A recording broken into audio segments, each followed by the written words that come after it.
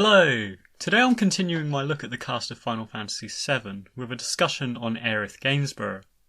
Now, Aerith is an interesting addition to Final Fantasy VII, and her legacy endures to this day for a number of narrative and slightly more external, fan-orientated reasons. For example, as I touched on in my review of the Final Fantasy VII demo and a couple of other episodes, the pronunciation of her name right off the bat is a contentious issue, and as someone who grew up calling her Aeris instead of Aeris, I, along with a few others, have been called out numerous times for this verbular faux pas. But even beyond my own flawed interpretation of this name, the discussion mainly resides in the English translation of the original title, where the intended Aerith was interpreted as the closely associated Aeris from the original Japanese.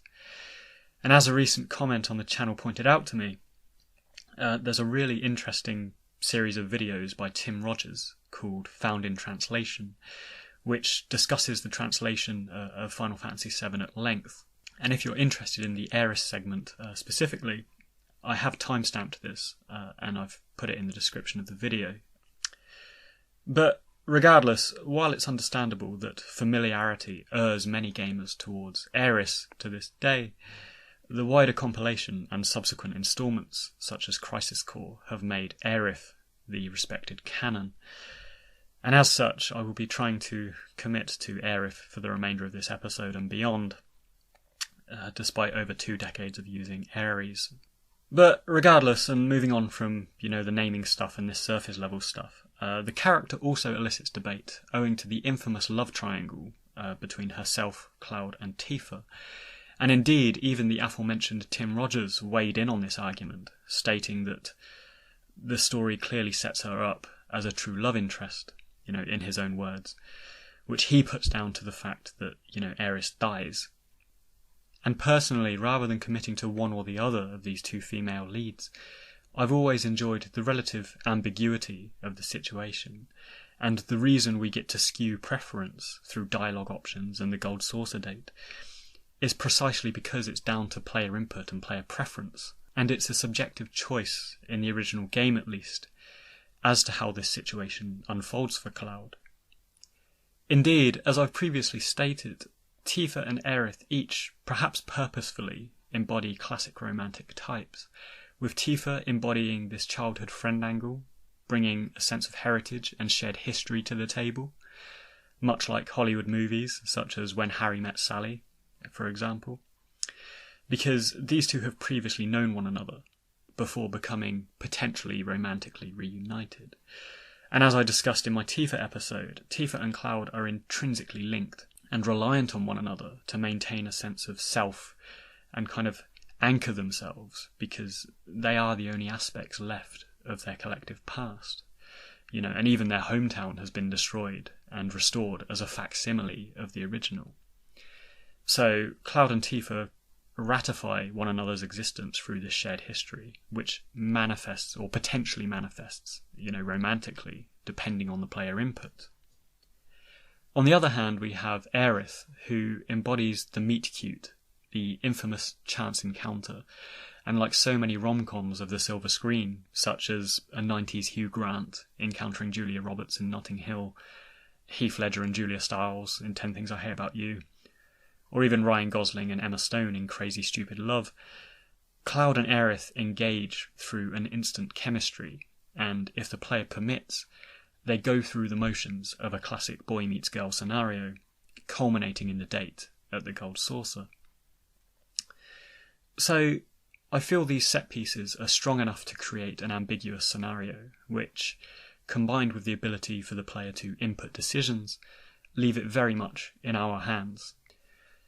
But, of course, since the 1997 release, subsequent material in the compilation has been published and has stoked this love triangle debate even further, which does, inch slightly beyond the remit of this discussion, because as I've said, I'm quite happy to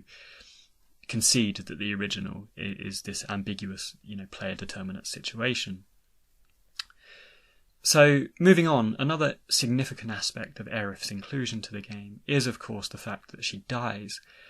and it's developed a degree of infamy among fans as an unexpected and overtly dramatic cinematic moment in the story, and is popularly regarded to be a personal inclusion by Hironobu Sakaguchi, owing to having lost his mother just prior to the development of the game. Now, I stated in my Final Fantasy VII review that I had no strong feelings or recollections about, this scene when I first played through it.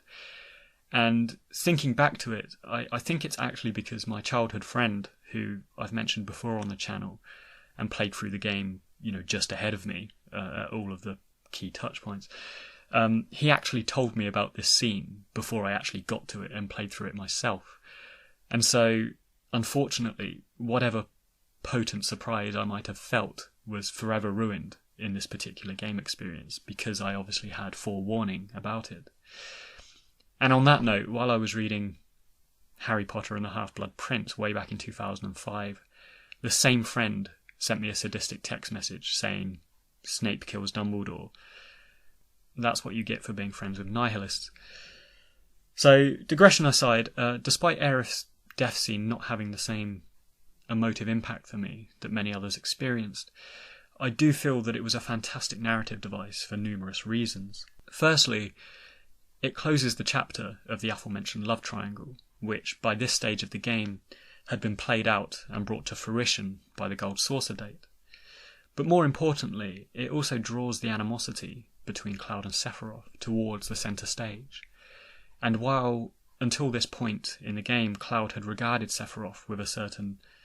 wary, fearful respect in, this elusive pursuit where Sephiroth's always one step ahead, this event shunts the personal story arc into a much more antagonistic, and we could even say vengeful direction,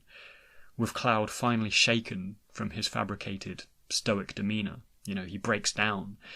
and then adopts a much more personal vendetta against Sephiroth for the remainder of the game. In a similar fashion, where Sephiroth has been expertly written up to this point as a character you could actually somewhat sympathise with, or at least understand, owing to his past trauma, this is a very brutal and definitive action in the contemporary events of the game that pushes him to become an irrevocably villainous character. And it's also the first moment we get any real screen time with a modern manifestation of Sephiroth, in the present rather than as a flashback. Finally, and most importantly, rather than simply being a set piece to establish Cloud's drama and Sephiroth's villainy,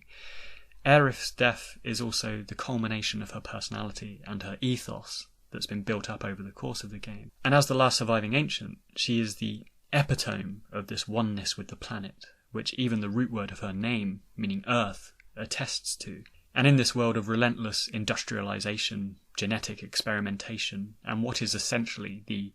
destructive mining of essential fossil fuel by the Shinra,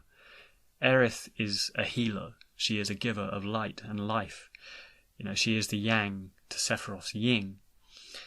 and essentially an outward-looking, caring person in a world where many people only care about themselves.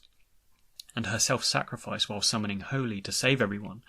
is a testament to this, and furthermore epitomizes this great duality between her and Sephiroth, which I'll touch on shortly. So, basically, I think from a symbolic and a narrative perspective, the death of Aerith was an interesting thing to do, and where Tetsuya Nomura has stated in interviews that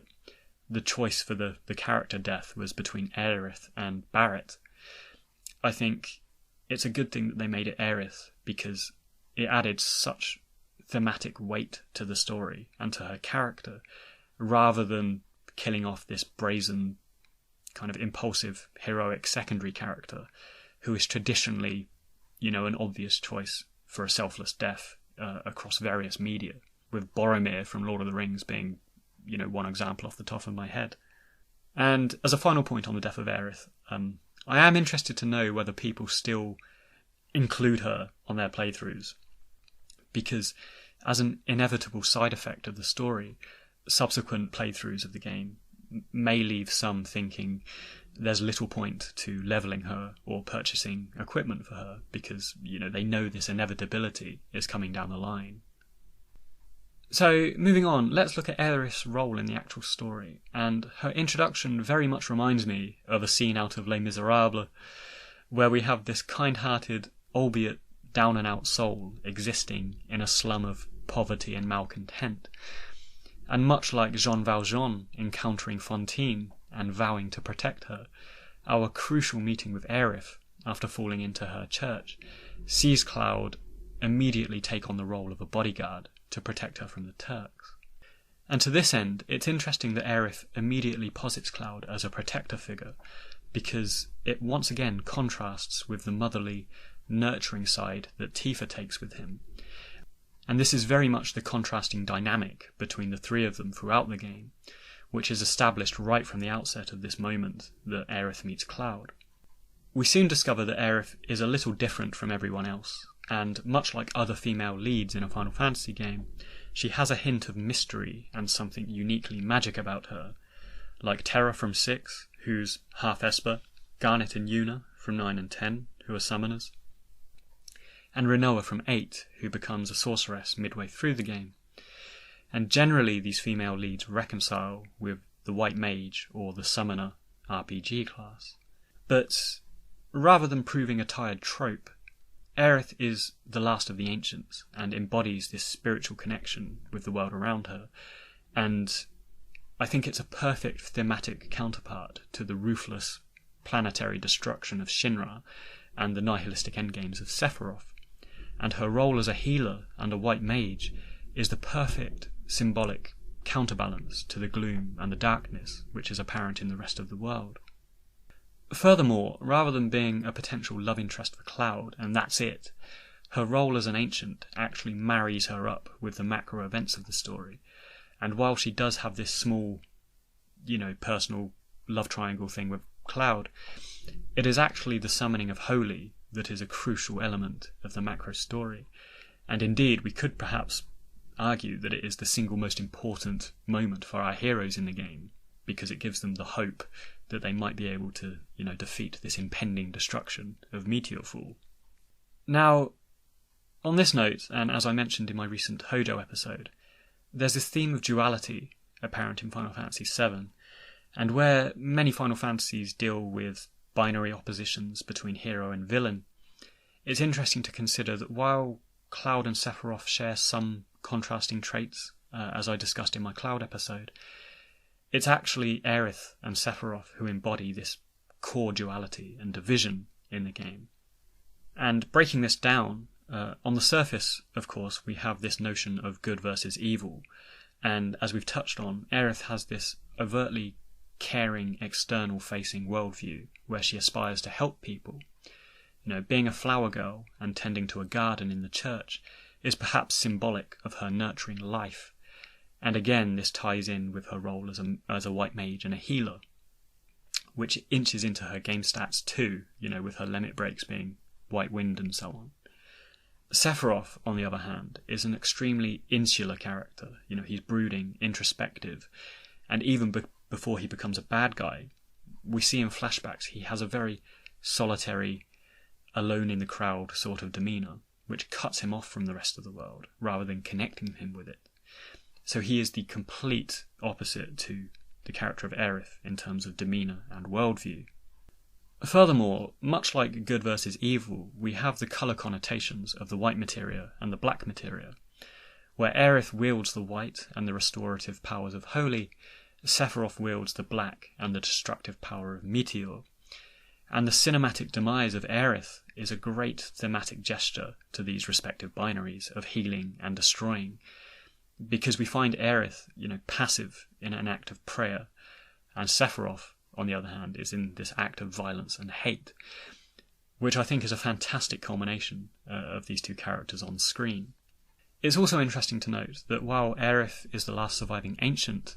who have this symbiotic relationship to the natural world, Sephiroth is of course an impure genetic experimentation created by Professor Hojo, and so there's this subtle nature versus technology angle about them, which propels their respective personalities and agenda forwards, over the course of the game. And if you listen to my review of the Final Fantasy VII demo, I mentioned how Aerith's opening cinematic changes to see her fleeing out of that alleyway with the sound of One Winged Angel playing. And I'm not surprised if they do choose to create a more closer connection or some sort of manifesting vendetta between Sephiroth and Aerith, because where it was quite subtle in the original game, there is plenty of potential for this thematic duality between them, and it's so strong, it's the perfect setup for a more symbolic story, I think, to be explored. So, with all this significance between Aerith and Sephiroth, where does that leave our central hero, Cloud? And this is interesting, and I think what's so interesting about the Final Fantasy VII setup is that where the central hero usually has the duality with an antagonist, whether it's Zidane and Kuja, or Squall and Cypher, or Noctis and Ardyn, Cloud, as this muddled fugue and facsimile of a hero, is neither aligned to the light or to the dark at the beginning of the game. And indeed, his relationship and manipulation by Sephiroth lends him to the dark side, with his handing over of the black materia and so on, while his relationship to Aerith, as it grows and blooms, also draws him towards the light and optimism and positivity. So Cloud's always proved a very interesting, murky grey character, between these two, which makes him and the wider story of Final Fantasy VII so compelling. Now, the final point I'd like to make on Aerith is how she brings a sense of past and heritage with her into the present-day events of the game. Of course, her significance as an ancient informs the macro story and serves as excellent world-building around the Cetra and Gaia's history and so on. But there's also relationships of the past that prove subtle threads of story for the contemporary party. For example, we have Professor Gast, being her father, and this has a certain significance, as I covered in my Hojo episode. And another interesting contrast between her and Sephiroth is looking at their fathers. One who is this kind of amicable scientist, Professor Gast, and the other one who is this kind of sadistic Professor Hojo, which I have explored in that previous episode. But we also have her history with Sung of the Turks, which is alluded to and expounded upon in other installments. And of course, most significantly, we have her relationship with Zack Fair, which is strongly hinted at in the game and proves this subtle plot point, which I always, felt was quite intriguing, rather than a story unto itself, which was of course reserved for the later release of Crisis Core. And regarding these tangent threads comprising Aerith's past, I think they added to the intrigue and the mystique of her character, because